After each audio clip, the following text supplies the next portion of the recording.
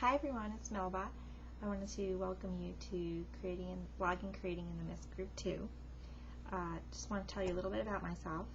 I'm 38, just turned 38 in August, and I'm a stay-at-home mom. I have two children, Maggie, who is 4, and she's at preschool. She goes to preschool Monday through Thursday. It's about only 8 hours a week. I get to be by myself like right now. And I have a son, Ethan, who's 5, and he's in kindergarten, and he goes to school all day. But fortunately, I get to pick them up together, so it ends up being pretty good. And one of the reasons I decided to create this guide was that as a busy mom, I really have a hard time focusing. I really like to make collages, and I really would like to do something else, but I'm not really sure what that is. And hopefully, after these 12 weeks, I'll kind of figure out what that is now that my kids are going back to school. And next year they'll both be in kindergarten. I'd like to do something, but I'm really not sure exactly where my calling is. Before I stayed home with the kids, I worked in retail for about 20 years, and I definitely don't want to do that, and I don't want to go back to kind of that type of job, but I'd like to do something using my creativity. We'll see. This is the second group. The first group I did with Creating in the Mist. We're in week 11 right now, and it's been quite an eye-opening experience. I have to say, it actually was a hard thing to balance during the summer and doing the group, because the kids had a lot of activities and we had a lot of family stuff going on, gatherings and whatnot in the summer. We live in Cape Cod, which is a destination place, so people constantly want to come and visit us, which is nice, but it left me little time for myself or to create, and I was really never alone very much, and I mostly had the kids with me all of the time. My husband works in retail, so he kind of has crazy hours too.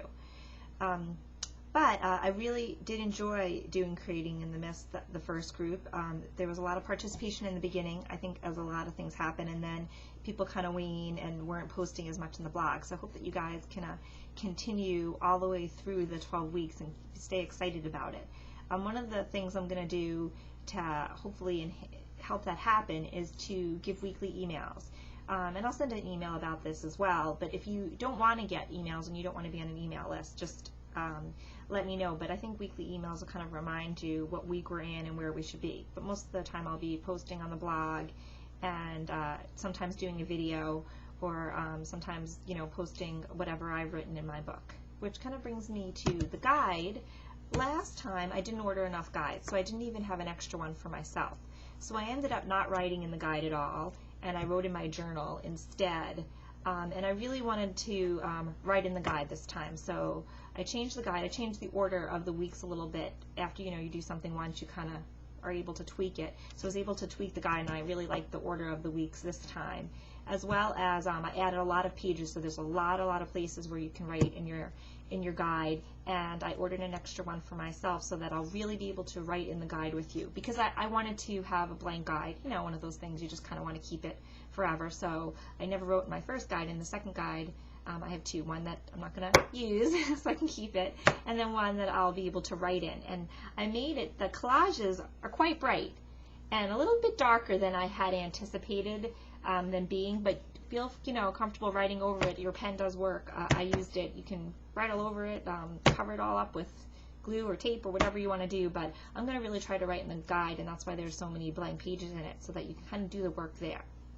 And for all the guides are mailed, so hopefully you'll be getting your guide very soon. But we have quite a few international people outside of the U.S., and I didn't realize that the guide is going to take you a little bit longer to get to.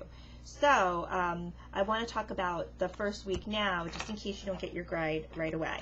So the first week is Discover Your Sacred Space. And this was something I think all of the participants in the last group did and really enjoyed, was finding a place just for you that you can write in your guide, or just kind of be by yourself and breathe and take a minute. And so try to find some place in your house that's your sacred space. It could be your studio. What recently happened in my situation is that I had a studio, but then we decided to make it into the kids' room, because there was really no place for them to be messy. My daughter loves to color and draw and kind of really be messy, and she was ruining the couches in the family room. So we decided to make my studio kind of got smushed, and we made it into a kids' room. But I kept this one little love seat area and my bookcase, and that's where my sacred space is. So it's still my stuff. And then one of the things I realized with last group is it's good to have more than one space that you like to go to.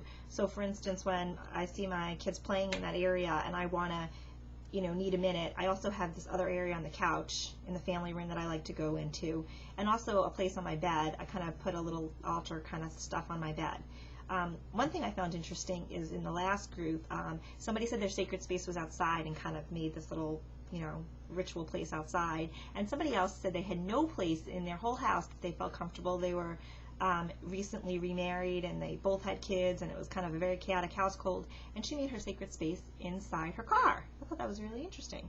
So kind of think outside the box where you want to create your sacred space, and a place that you can keep your guide, and a place that maybe you want to add pillows or incense or candles, or just some place for you where you can you go there. It kind of changes you. I really feel that when I go into sit on that love seat, that's where I meditate, and when I sit there I kind of feel like it has like a certain, I don't know, it has a certain smell really and energy about it, and that's good to create for yourself when you're kind of going on this journey.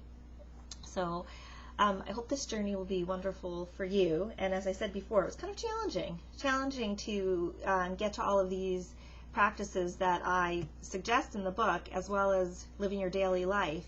I did find that as the weeks progressed, it actually, in the middle, was really hard, but now there are some practices that I really have in place, and that's really made me happy, and I hope that happens to you as well. And feel free to email me at any time if you have any questions or suggestions of ways that we can connect with each other and people within the group as well. And I will talk to you all soon. Thanks. Have a great day. Bye.